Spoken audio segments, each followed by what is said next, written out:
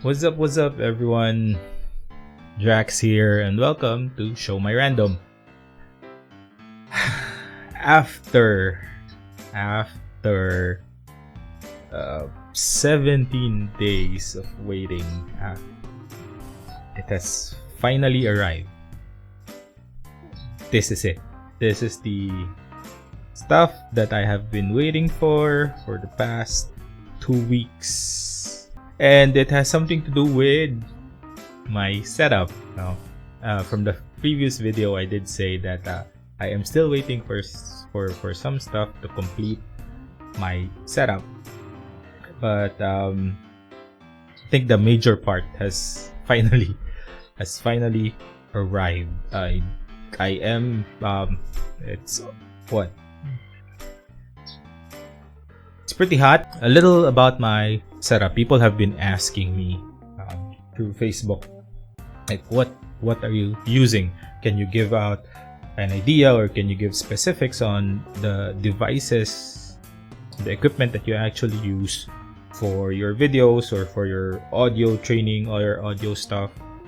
What do you use? Well, for starters, my other videos, I was actually using just my laptop's camera, and then I switched to an old webcam.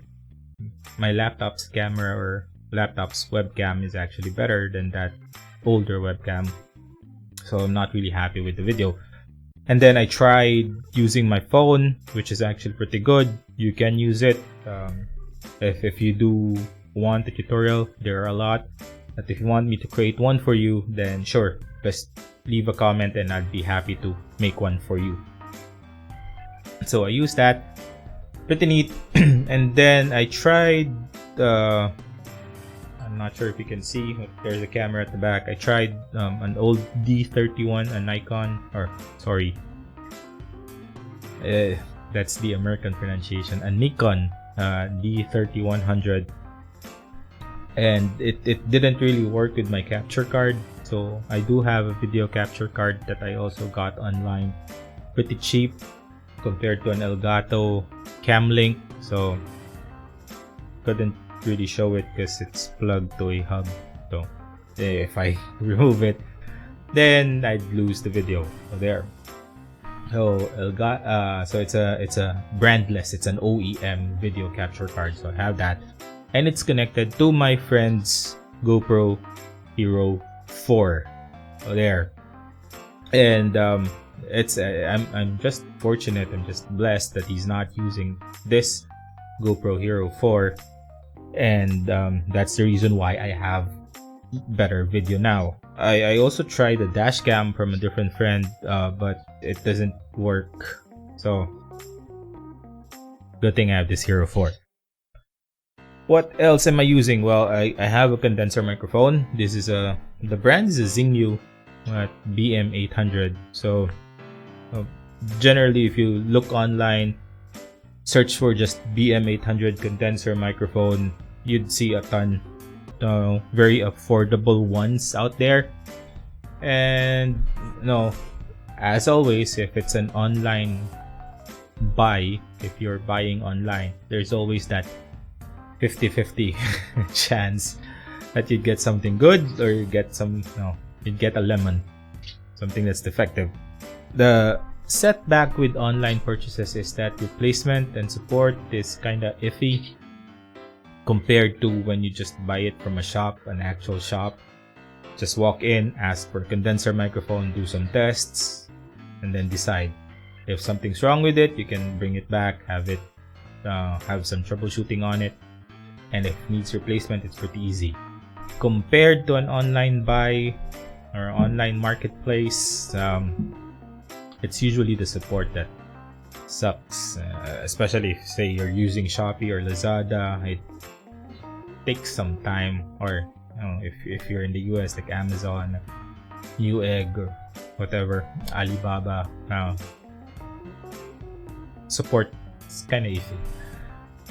Okay, so now, aside from this condenser microphone, I am also using a mini mixer, which I will show you later.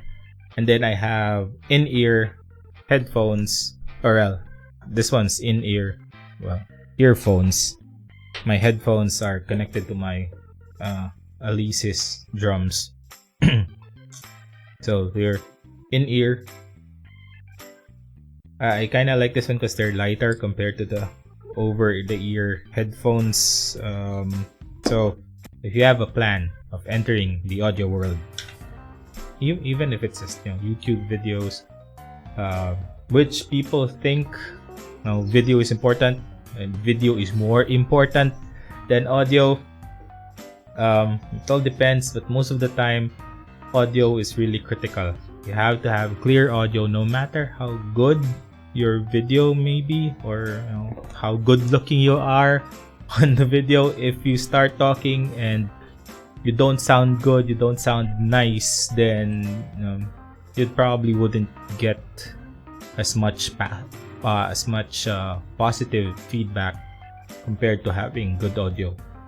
Me, I'm not good looking. I'm not funny. I don't like doing pranks, just to get viewers. Not sexy either. So I would just rely on my audio quality. Plus, my background being a trainer, like a live trainer doing class training, I'm more used to delivering my modules or my information to live people. Video is a little bit different. I tried this one way back. It's different now because of the pandemic. Everybody's at home. Online video classes, online tutorials, either real time or recorded, has picked up, and so it's very important that you have good audio quality. Anyway, so also this arm part of it, XLR. I use XLR connector to XLR port, not XLR to a jack. So that's because condenser microphones actually need phantom power. Phantom power delivers some power to it, and it makes the whole experience just better. Makes your audio just better compared to just a 3.5mm jack. There, that's pretty much it. Now, and this is what I have been waiting for. Ta-da! This is a Behringer. It's a Behringer. Is it right? Is it? Oh, sorry. So it's a Behringer. It's a Behringer Euphoria UMC202HD. While I was researching, I found I saw a video. One of the Pinoy vloggers, he used a UMC22, and that's the cheapest one that at that time I could find. And I was like, okay, I think I'll find that. I look for one. It's kind of hard to find one here in the Philippines for that, and if you do find one, mostly it's online. Price is a little bit steep. Just a few more and you'd probably get a Focusrite Solo. So why did I go for the UMC202HD instead of the UMC22? Well, I found a source that offered this one at the same price as the UMC22 that I found online. So this one is actually a higher version of the UMC22, and that's the reason why I went for this. It's a UMC202HD from Behringer. If you do research, and I'm pretty sure some of the people who might be watching this one who's dabbled into the audio quality world would probably be cringing. I've read forums and other stuff that this one is being snubbed. People are snubbing the UMC202HD. I don't really know why. And most people are really recommending Focusrite or PreSonus or Audient, all those stuff. Tascam, you have all those. Anyway, this is what I can afford. And so if you're starting out, go with a product that you can afford. If you can scrimp, save up, start at a later date until you have the good equipment that you want, then do it. It's pretty banged up. Well, it's not too banged up, sorry. Some on the packaging, some dents on the packaging, on the box itself, but it was delivered by LBC, and LBC is known to take care of packages most of the time. So now let's open this up. Oh, so first up is a manual, like all the information plus a Behringer sticker right there. Smells new. And if you look at my other video when I on the Shure SM57 unboxing that I did, the box didn't really come with borders like styro borders or foam. At this one, it does come with it, and look at that product. It's sitting right well, not really shaking or anything. So kudos to the seller, and it's pretty snug. There you go. So now it's open. Ta-da-ta-da. Somebody's really excited. Got cables right there.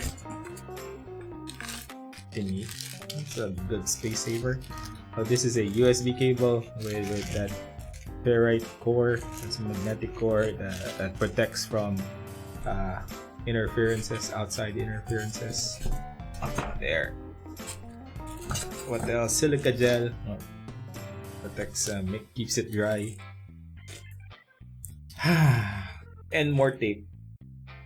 And now it goes out of the plastic, and tada! This is your Behringer UMC202HD. That's not plastic right there. That's metal. That's metal right there. Pretty solid. See? Are you hearing anything? Pretty solid construction, and it has phantom power.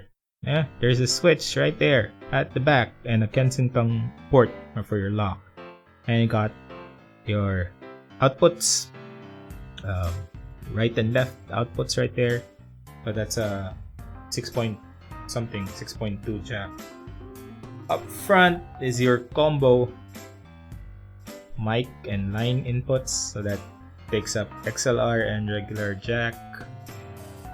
Then you got buttons, line, instrument, pad. Then you got knobs for gain, output. Even have a direct why am I? It even has a direct monitor right there. It's a button that says direct monitor right here. So if you want to listen, like you got your phones, if you want to listen, just press on that direct monitor button there. If you do want, I'll put a link either on the description or somewhere here, probably, or here. I'll put a link. There's a YouTuber named by the name of Julian Krause, who did a rather in-depth review of the UMC202HD. He's got like signal noise ratio, output impedance, all of those technical stuff. He did a pretty good review on the Behringer 202HD, and that's the reason why I decided to go for this one. So it's because of him, and also it's because this is the one that I can afford compared to what you're using now. How does it sound like? Okay, well, let's switch and find out. Okay, so now I have the Behringer UMC202 connected. Uh, and this is how it sounds like. It's pretty much it. No other settings involved, no filters, nothing's changed. I just plugged this one in, installed the drivers. I had to download the drivers for it because the native Windows 10 drivers don't really, it doesn't bring out the capability of the Behringer UMC202HD, so I had to go to their website and download it. For Mac, there are no drivers needed. So now that it's installed, it's cool. It's not warm to the touch. My volume level is at around 10 o'clock, at the 10 o'clock position. So this is how it sounds like. There's padding. It means it can control, like, bring down its sensitivity level like this, so it brings it down, so I can really go loud at it without bursting or peaking my signal. There's a signal light, so it's blinking. That means it's receiving good stuff, or it's receiving audio input good stuff. Anyway, so this is how it sounds like. And there's a direct monitor button like I showed you earlier, and it actually works only on the left channel. Like if I play, it doesn't record, it doesn't output in stereo, so which means it only outputs in one channel, which I think is pretty neat. I think it's pretty useful because there's no really mixing going on. If I want to listen to the playback, I'll just unpress the direct monitor button and I can listen properly without any other source coming in through the microphone. So there, I'm hearing myself pretty good. If I enhance this one, just tweak it a little bit with my usual settings from my other mixer, and so that you can hear what it will sound like. Okay, so now I am recording. I have copied the previous settings of the settings from my previous mixer and applied it on the Behringer with just some tweaking for noise, because this one's picking up, I know it's same microphone, but the noise levels were a little bit different, just a little, not really like a big gap, just a little. So I had to tweak it. Noise was lesser with the Behringer UMC202. Also, I had to adjust the volume to about the 9 o'clock position, like 9 o'clock position, compared to my mixer, this one.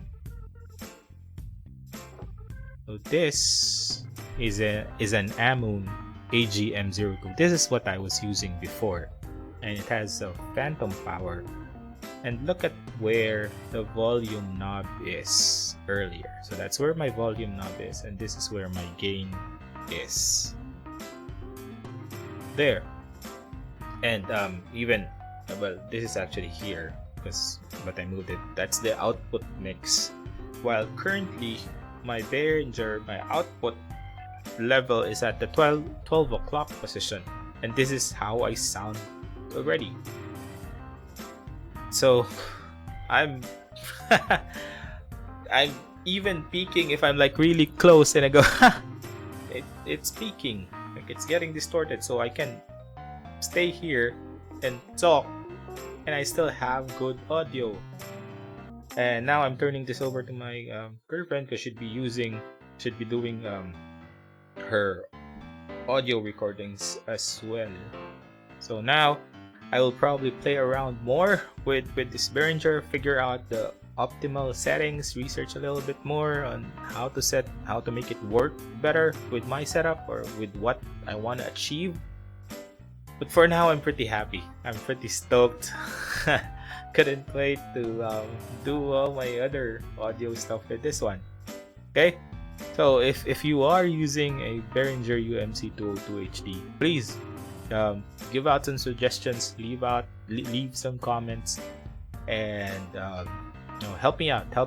What optimal settings should I do to further improve my audio? Anyway, thank you very much for staying.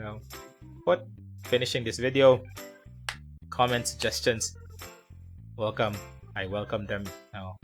Positive reinforcement, constructive feedback, please, I welcome them. And until the next video, this has been Trax again. Stay safe, stay healthy, peace, and I am out.